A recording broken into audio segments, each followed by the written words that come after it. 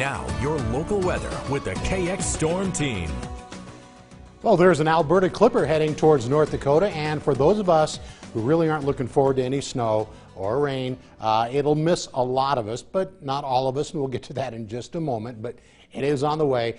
Looking ahead, light snow in the west and southwest tonight. That really tells you where most of the action is going to be. It's certainly going to start off as rain after midnight or so, or maybe a little bit before midnight. We'll see the temperatures start to drop enough that it could change over to snow, and after midnight it'll probably be just snow. But again, not everybody. Minot probably won't get anything. Harvey, Rugby, the Turtle Mountains. So it's mostly going to be Williston down to Sydney and down to Dickinson, and maybe not even so much in Williston either. Breezy and chilly all day tomorrow. We're probably going to have another day with below normal temperatures. It really won't warm up until we get to the end of the week. Friday, and it now looks like Saturday is going to be warm as well, and warm would be the mid-50s.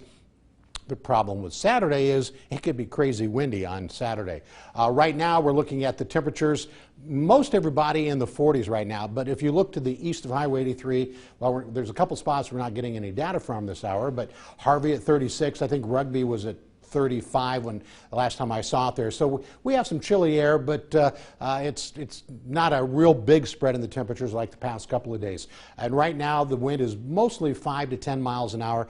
It was a little bit stronger south of I-94 earlier, or south of Lake Sakakawea at least, but that's even not too bad.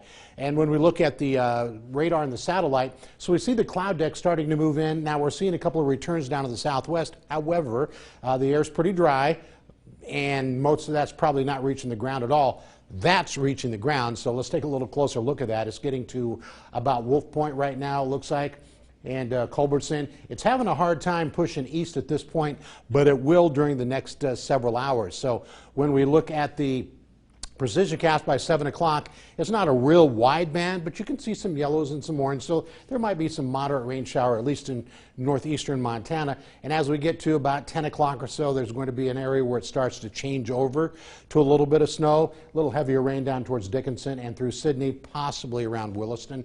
Doesn't look like Crosby's going to get much. And then after midnight or so, most of it is going to be just snow. Now the amounts are likely going to be the heaviest around Dickinson, and I think we're probably looking at 1 to maybe 2 inches. Outside of that area, it's probably an inch or less. So this is not going to be a real powerful clipper, and it's certainly not going to impact everybody. And even by Wednesday morning, it looks like at 7 o'clock, most of this is going to be south of I-94 as it continues to push out, and then we'll have that northwest wind, and the sky may actually clear out a little bit by maybe even tomorrow afternoon. We'll still have that northwest wind, and it's going to end up to be a decent day. Then more clouds coming in on Thursday. Don't see much in the way of precip for Thursday. But I wanted to show you this. This is from the Climate Prediction Center, and this is for the dates October 28th through November 1st. And boy, this is almost a lock. The temperatures are going to be colder than normal. Now, normal is in the 50s, so the normal temperature keeps dropping, but still, it looks like a big area of the U.S. is going to be colder than normal for those days. Next 72 hours for Dickinson. Doesn't warm up until Friday, but Friday and Saturday should be warm. Same thing in Williston. And then as we check out temperatures tonight, most temperatures will be in the 20s. Daytime highs tomorrow, most everybody's going to be in the 40s. And as we check out the next 7 days, looks like we have warmer temperatures again for Friday and Saturday, but the temperatures will really fall off on Sunday, and look how they stay in the 30s